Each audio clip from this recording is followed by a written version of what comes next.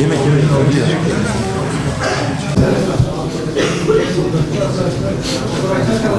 Saygıdeğer Bakanım, değerli milletvekillerim, Büyükşehir Belediye Başkanımız, ilçe belediye başkanlarımız, hasılı ilimizin, Şanlıurfa'mızın değerli yöneticileri, değerli basın mensupları.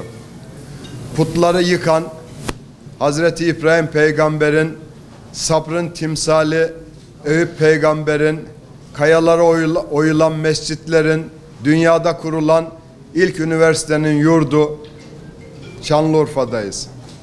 Göbekli Tepe ve Harran ile tarihe açılan dipsiz bir kuyu misali, ne kadar derine insek bağrından tarih fışkıran namı diğer peygamberler şehri Şanlıurfa'da sizlerle birlikte olmaktan duyduğum memnuniyeti ifade ediyorum. Bugün Şanlıurfa'da yoğun bir programımız var. Öncelikle valiliğimizi ziyaret ettik. Az önce de Büyükşehir Belediye Başkanlığımızda gerekli istişarelerde bulunduk ve arkadaşlarımızdan bilgi alarak şehrimizin, vatandaşlarımızın taleplerini ve ihtiyaçlarını tespit ettik. Zaten genel anlamda bildiğimiz konular. Buradan ayrıldıktan sonra da Şanlıurfa'da şehir hastanesi kavşak alanı ve Balıkayağı kavşak inşaatında incelemelerde bulunacağız.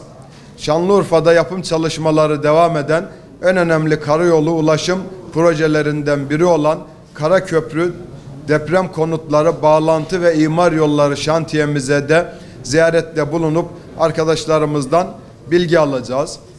Öncelikle 6 Şubat'ta yaşadığımız depremlerden dolayı bir kez daha geçmiş olsun dileklerimle hayatını kaybeden vatandaşlarımıza Allah'tan rahmet, kederli ailelerine başsağlığı diliyorum. Kıymetli Şanlıurfalı hemşerilerim, Şanlıurfa geçmişte olduğu gibi günümüzde de çok önemli bir konuma sahip. Dünyanın ve Türkiye'nin en önemli bölgesel kalkınma projesi olan GAP'ın merkezi. GAP ile birlikte Türkiye'nin en verimli ovalarından biri haline gelen Harran Ovası, Şanlıurfa'nın da, Türkiye'nin de, hatta dünyanın da gözbebeği haline gelmiş durumda. İşte böylesine tarihi, stratejik ve jeopolitik öneme sahip olan Şanlıurfa'nın tarımının, turizminin, ticaretinin gelişmesi için de gerekiyor. Elbette ulaşım ağının güçlü olması gerekiyor. 2002 yılından bu yana Şanlıurfa'nın ulaşım ve iletişim altyapısı için yaklaşık 58 milyar lira yatırım gerçekleştirdik. Bölünmüş yol uzunluğunu 28 kilometreden tam 619 kilometreye çıkardık. Şanlıurfa Birecik Otoyolu, Adıyaman Kahta Siverek yolunda Nisipi Köprüsü, Şanlıurfa Diyarbakır yolu, Şanlıurfa Doğu ve Batı, Güneybatı çevre yolları, Şanlıurfa Viranşehir yolu gibi önemli karayolu projelerini tamamladık. Diyarbakır Devlet Yolu, Kuzeybatı çevre yolu ve Doğu çevre yollarının kesiştiği noktada bulunan Çevik Kuvvet Köprülü Kavşağı'nı da açarak Şanlıurfalıların şehir içi trafiğine nefes aldırdık. Günlük yaklaşık 25 bin aracın geçtiği bu noktada dur kalk beklemelerinin ortadan kalkmasıyla kavşaktaki geçiş sürecini tam 5 kat azalttık. Şanlıurfa'yı Mardin'e, Gaziantep'e ve Diyarbakır'a bölünmüş yollar ile bağladık.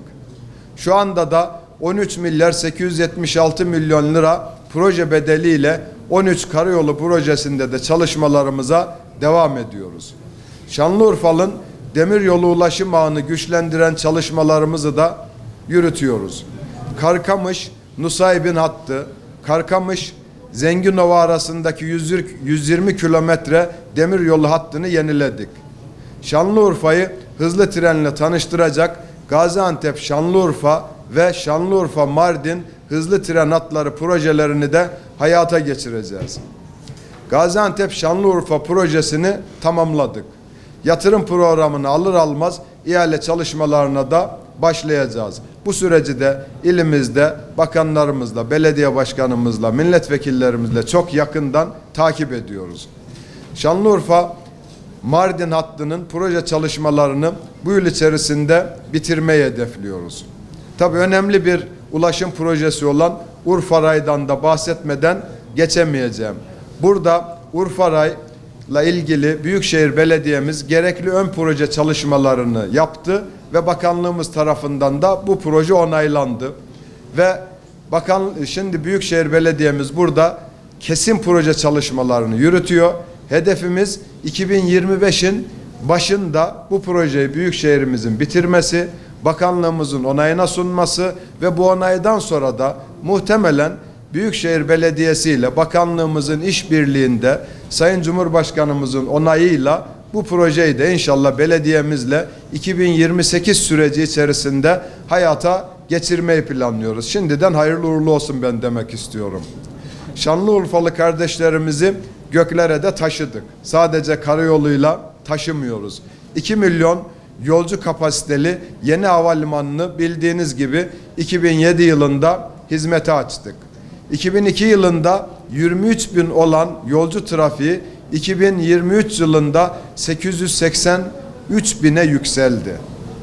Ve buradan bir müjdeyi de sizlerle paylaşmak istiyorum. Belediye başkanımızın, sayın bakanımızın ve milletvekillerimizin hasılı Şanlıurfalıların İzmir uçuş talebi vardı. Onu da bugün konuştuk.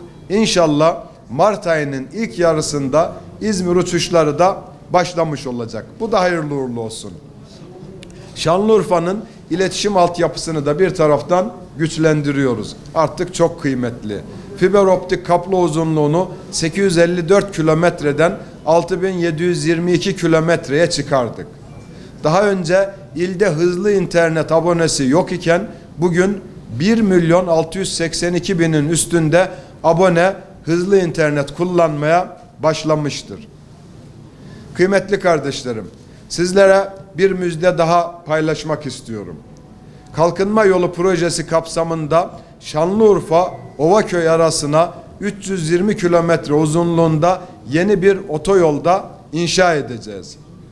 Bu projeyle Hindistan, Doğu Asya ve Basra Körfezi ülkelerinden Irak'ın güneyinde inşa edilmekte olan Fav Limanı'na gelecek yüklerin 1200 kilometrelik çift yönlü otoyol ve demir yolu inşa ederek Türkiye'ye ulaşmasını planlıyoruz.